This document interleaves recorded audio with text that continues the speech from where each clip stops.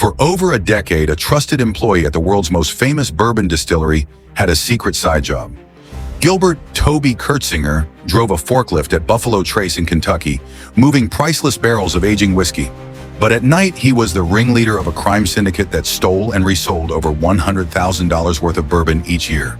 The scheme was shockingly simple. Kurtzinger would load barrels onto his forklift during his shift. He'd drive them to a remote, unmonitored part of the sprawling distillery grounds and hide them in the tall grass. At night, his accomplices would arrive with trucks, load the barrels, and replace them with identical, empty decoys. For years, the distillery's inventory audits never noticed a thing.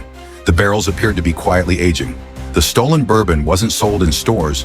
It flowed into a sophisticated black market of collectors and bourbon hunters. Rare bottles like Pappy Van Winkle 23-year, which retail for over $300, were sold out of car trunks and back rooms.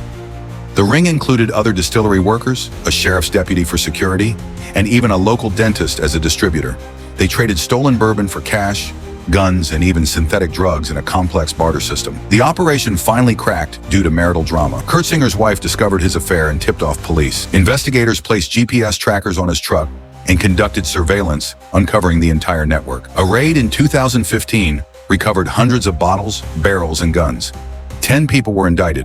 Kurtzinger pleaded guilty to theft and other charges, revealing the decade-long theft had been a twisted form of tradition. The Great Bourbon Heist proved that even the most guarded traditions can be bottled, stolen, and sold in the shadows. It was a crime of patience, inside access, and a taste for the finest things in life.